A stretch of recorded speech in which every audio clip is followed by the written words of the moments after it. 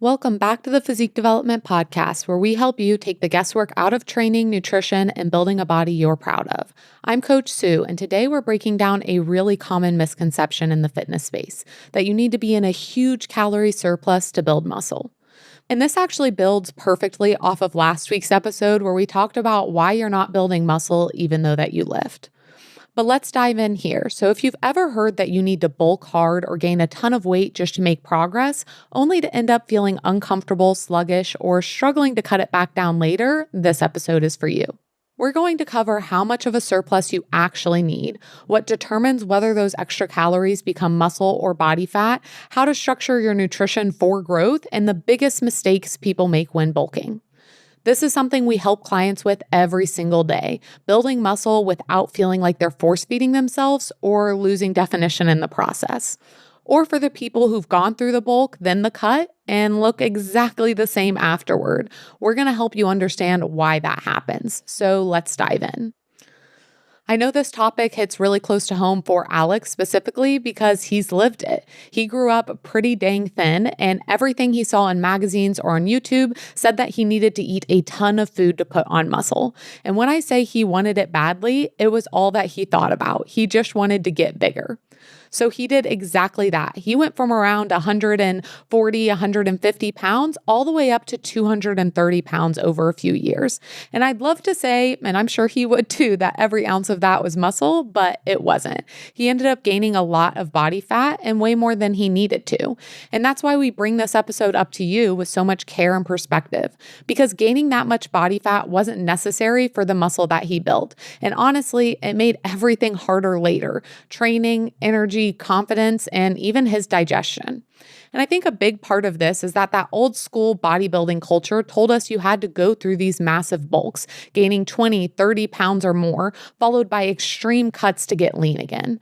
But those swings aren't just hard physically, they're mentally exhausting. And they seem to reinforce the all or nothing mindset we see so often in fitness, either on a bulk or in a cut with nothing in between. And then social media really amplified that. We see rapid transformations that often come with heavy fat gain, and people love a dramatic before and after. But a lot of what you're seeing is weight change, not actual muscle growth. People still equate eating more with faster progress, but muscle tissue doesn't grow as fast as we can eat. And that's where people start spinning their wheels, chasing the scale instead of chasing performance. But here's the reality. A massive surplus doesn't just lead to unnecessary fat gain, it leads to longer, more extreme cutting phases later. And those long cuts, especially aggressive ones, put you at risk for losing that muscle that you worked so hard for. Plus, when you carry extra fat, it's harder to see the changes happening underneath, and that can kill motivation and consistency. We've seen this firsthand with clients, and I've seen it with women who have gained 15 or 20 pounds trying to bulk, only to end up cutting for months and landing right back at their starting point. Same physique, just exhausted and frustrated. And then they get in this mindset that they don't want to eat, and they get stuck in always pulling food back because they don't feel like it was successful. But the goal isn't to gain weight, the goal is to gain muscle while minimizing fat gain. And for women especially, those drastic swings can wreak havoc on hormonal function. If you gain too much body fat too fast, it can disrupt your menstrual cycle and throw off hormonal balance. And when you push too hard in the opposite direction, deep deficits, rapid cuts, the same thing happens. So now you're not only riding the emotional wave of physical change, you're also battling inconsistent energy, mood changes, and disrupted recovery. It's one of the hardest headspaces to be in, feeling physically uncomfortable, emotionally drained, and disconnected from your body. But the good news, we can prevent all of that with a smarter, more sustainable approach. So let's talk about the foundation, how muscle actually grows. The real driver of muscle growth isn't food, it's training stimulus. Your muscles grow in response to stress. Progressive overload, meaning gradually increasing demands on your body, is what triggers that muscle adaptation. Calories and protein just provide the resources to recover from that stress. If you don't have the training stimulus, a surplus just becomes extra stored energy. And we've had countless clients come to PD eating 500 to 700 calories above maintenance, thinking, okay, I'm in a surplus. Why don't I look any different? But their training wasn't optimized. Once we've adjusted their volume, intensity, and recovery, even without adding more food, their physique actually started changing. They looked leaner, fuller, stronger. And that's what happens when you train for growth, not just eat for it. A great example of this is our client, Courtney. She's one of our postpartum clients, and she came to PD eating low carb and afraid to increase food because she didn't want to regain weight. And she had a history of every time she increased food, and especially carbs, that she just gained weight and she felt really uncomfortable in her body. But we really started rebuilding her training phase, focusing on different tempo, intent, and recovery. And over the next several months, her calories continued to increase, her training got sharper, and she actually ended up losing 10 pounds while eating more than before.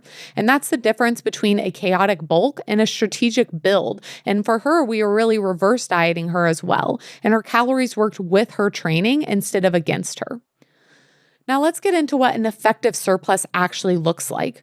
Protein and total energy are both required for muscle repair and recovery. But once you've met your body's maintenance needs, adding more doesn't equal faster progress. For most people, 200 to 300 calories above maintenance is enough. That's it. You don't need to jump to 500 or 800 calories overnight. And when we assess a client's intake, we look beyond the numbers. We look at biofeedback, how they're sleeping, their digestion, training performance, energy stability, and recovery. And for some clients, an extra 150 calories makes all the difference. The goal is steady improvement, not force-feeding yourself just to see the scale go up. And another thing that a lot of people get wrong is they focus on their total daily protein but ignore distribution. Of course, I do want people to hit their protein overall, and that's something that we aim for. But to optimize muscle protein synthesis, if we really aim for being able to evenly distribute your protein throughout the day, that is going to help you even more. And I understand this is one of those simple but not easy habits, but it does compound over time. Another key factor that people underestimate when it comes to muscle building is digestion. If your digestion is compromised, you're not absorbing nutrients efficiently, which means all those extra calories aren't doing what you think they are. We've had clients who thought their metabolism was broken, but once we improved digestion, slowed their eating, managed stress, and improved meal composition, their body finally started responding again. And from a psychological standpoint, the more you overshoot your calories, the more you worsen your insulin sensitivity. And that means your body becomes less efficient at directing nutrients to muscle and more likely to store them as fat. So ironically, trying to rush the process actually ends up slowing it down. But let's actually look at what research says about muscle growth rates and surplus size. Low reps is best. High reps is best. Fruit is so it's good. Terrible for you. You should lift heavy. High reps, carbs low are weight. needed. Keto Squats are bad for your Squats knees. are great You for your should knees. squat ass to Knees over grass. toes. It's fine. It fits my macros. Is for idiots. When there are so many mixed messages going around, it's hard to know what you should even do or focus on. But that's exactly where Physique Development one-on-one coaching comes in. You might have heard of online coaching or even hired a coach before, but we believe in teaching you the why behind what we do while truly taking your life into consideration. We want to train, educate, and empower you to reach your goals and help you to stop spinning your wheels and just finally feel good. And hey, we're here to help you look good too. You need you. Your health is your wealth. So join Physique Development and let us be the last coach you ever need. For beginners, a slightly faster rate of gain is fine, around 0.25% of body weight per week. Your body is highly responsive early on, and you can get away with more. For most intermediate lifters, the sweet spot is going to be between 0.10 to 0.25% per week. And that's roughly half a pound per month for someone around 150 pounds. And for advanced lifters, progress slows even further, of 0.05% per week or less, because you're close to your personal ceiling.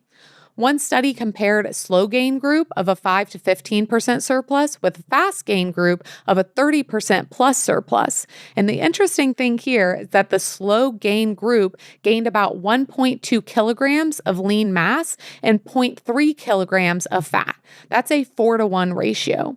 And the fast gain group ended up gaining 2.5 kilograms of lean mass, so that's almost double what the slow gain group did, but also 1.8 kilograms of fat. So that's almost almost a 4-to-3 ratio from muscle to fat gain. So they gained more muscle, but at the cost of 6 times more fat. And their athletic performance actually declined as well. They lost speed and jump power due to the excess weight. So when people say eat big to get big, what they're really saying is gain fat fast and spend half the year trying to lose it.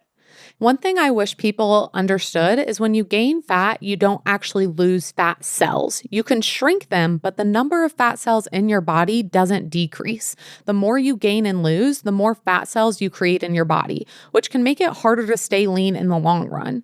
That's something I always remind myself when I think, what's a few extra pounds? Because those fat cells stick around and they can easily expand again if you overshoot calories. Plus, hunger hormones are stored in those fat cells, which is part of why people who've had larger weight swings often struggle more with appetite regulation later on. So yes, those big bulks and drastic cuts don't just impact your body now, they can affect your metabolism, hunger, and body composition for years to come. And that's the hardest part for most people. Patience. Muscle growth is slow, and half a pound of lean mass a month might not sound exciting, but in 6 months, that's 3 pounds of actual muscle. And visually, 3 pounds of muscle looks dramatically different from 3 pounds of fat.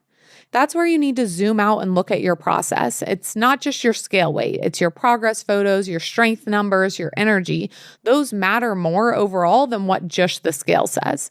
And I often tell clients, don't mistake effort for effectiveness. Just because you're eating more and training harder doesn't mean you're progressing faster. Progress is measured how your body is responding, not just what you're doing. This is also where the mindset work really comes in. Most people sit at one of two extremes. They undereat because they're terrified of fat gain, or they overeat because they think that'll make things faster. But the sweet spot is subtle. It's where you barely notice the extra food, but your performance, recovery, and physique steadily improve. We've worked with women who used to panic at the idea of eating more, but once they had structure and understood what was happening, that fear turned into confidence. They started saying things like, I was so scared to eat more, but I actually feel leaner now, or I finally understand what a true build looks like, not endless bloating. And it feels good to see my weight go up and my shape improve. That's the shift from fear and confusion to confidence and control. So let's quickly go through some of the biggest mistakes I see. Number one is ignoring training quality. You can't out-eat poor execution. If training isn't progressive and intentional, no surplus will help. Number two is not tracking progress. Guessing leads to fat gain. You need weekly photos, gym performance logs, and biofeedback. Number three is pushing food despite poor digestion. If your body is rejecting the process, constant bloating, fatigue, poor appetite, that's a red flag. Number four, comparing yourself to others, especially enhanced athletes or beginners. Their rate of gain does not apply to you. And hey, even your friend's rate of gain doesn't apply to you because we all are different. Number five is neglecting recovery. Sleep, stress management, and deloads are what turns stimulus into adaptation. When clients start realizing that muscle growth happens outside the gym during sleep, rest, and recovery, that's when everything clicks. Take Hillary, for example. She's one of our clients, and she used to think recovery was the same as doing less. But when she finally prioritized it, focused on quality sleep, stress management, and better post-training nutrition, her body started changing. Her inflammation dropped, her training energy went up, and her physique leaned out even while increasing calories. And that's the power of working smarter, not harder. And one of the biggest reliefs clients mention is simply not having to guess anymore. Coaching provides those feedback loops so you know what's working and you stop wasting time spinning your wheels. So if you're listening to this and you're realizing your last bulk was more frustrating than productive, that's exactly what we help clients fix. Inside PD, we take the guesswork out. We don't just hand you calories and sets. We look at your training, your nutrition, your recovery, and your mindset as one system. That's how we help people build muscle without losing definition, overshooting calories, or burning out. We've helped clients go from plateaued and underfed to confidently fueling for growth while still feeling like themselves. So to wrap this up, you don't need a massive surplus to build muscle. You need a consistent, strategic one. Muscle growth is not a race. It's a reflection of how well you balance stimulus, recovery, and nutrition over time. And if you're tired of the bulk cut, bulk cycle and feeling like you actually never see payoff for your effort, it's not lack of discipline, it's your approach. We need to slow down, train with intent, fuel intelligently, and give your body time to adapt, because that's how you build a physique that lasts, not just one that fluctuates with every season. Make sure you come back next week to listen on how to build muscle while minimizing fat gain. Thanks so much for listening to the Physique Development Podcast. If this episode hit home, share it with a friend who's about to start another dirty bulk. You'll thank me later.